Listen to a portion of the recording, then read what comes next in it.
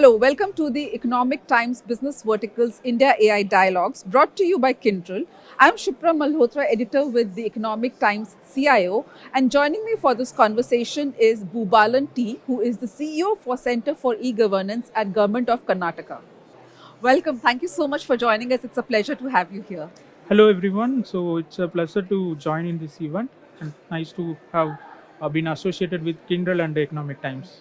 Great, thank you so much. So, to begin with, I want you to talk about how government of Karnataka is leveraging AI to move from simply digitizing government services to actually transforming citizen services at scale.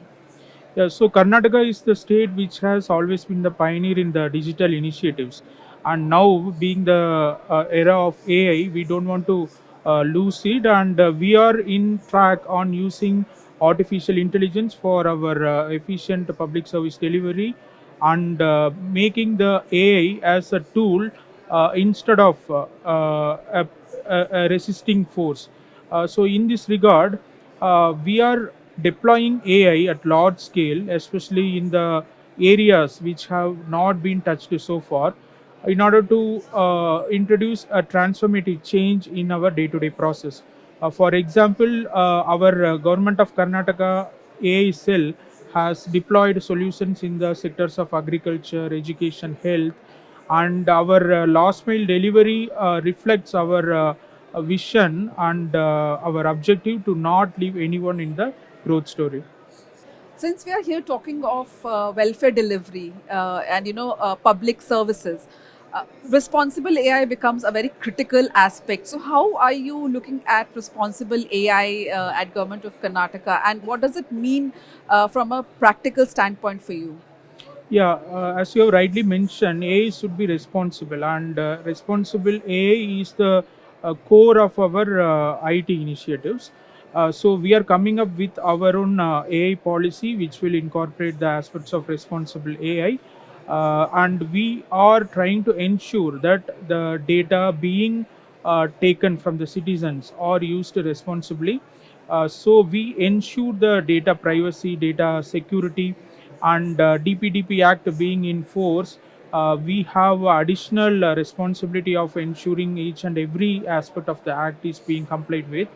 And our team, especially the team which is associated with the data compliance and the cyber security aspect, is taking this responsible AI as their priority area, and we will definitely further improve our systems to ensure that responsible AI is in force. Yeah. So, is there any one particular use case that kind of best reflects, use of AI in governance in Karnataka? Yeah.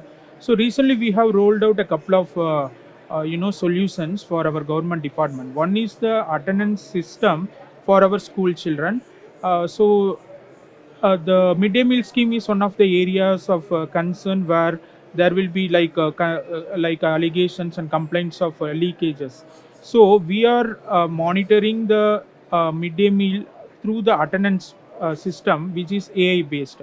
So in one go, the attendance of all the students in a classroom can be captured using the AI based facial recognition system, and this will definitely help us improve not only the schemes like midday meal, but also to ensure the attendance and the participation of students and teachers in the education sector. Another one example or use case I would like to highlight is how we are incorporating the AI in the agriculture sector.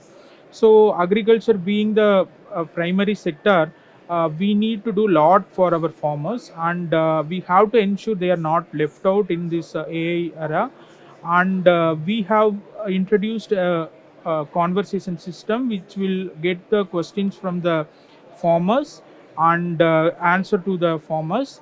And we have recently piloted it for the maize procurement, and in the days to come we are going to expand it not only to the agriculture department but also different department, such that it won't serve only as a information dissemination system, but also in the future to address the grievances of the citizens, and providing the services like distribution of certificates through AI based chatbots. So there is a big list of tasks that are in the pipeline.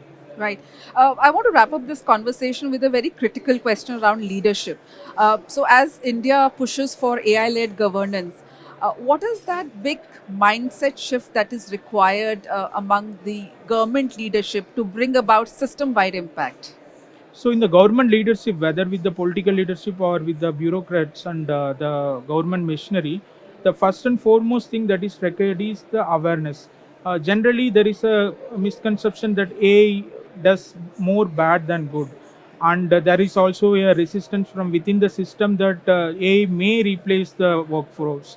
So we have to ensure that these grievances or these apprehensions are addressed properly.